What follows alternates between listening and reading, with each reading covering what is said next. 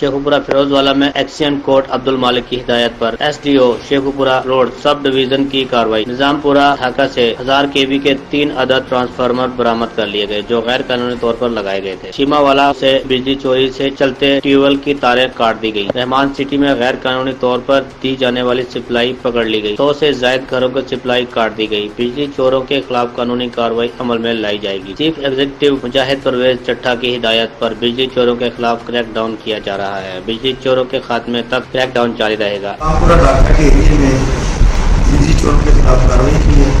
اس میں 3 عدد ٹرانسفارمر ہم نے برآمد کیے جو انلیگل اس کے ڈیرے میں پڑے ہوئے تھے۔ ایک چیما والا کنو سے ٹیوب ویل پکڑا ہے جس پہ میٹر کو سلو کر کے بجلی چوری کر رہے تھے۔ رحمان سٹی نظام پورہ کے اندر ہم نے کل کارروائی کی ہے۔ 100 سے زائد تاریں ہم نے ڈسکنیکٹ کرنی ہیں جو ناجائز طور پر لگی ہوئی ہیں، ان کے خلاف کارروائی ہونے والی ہے۔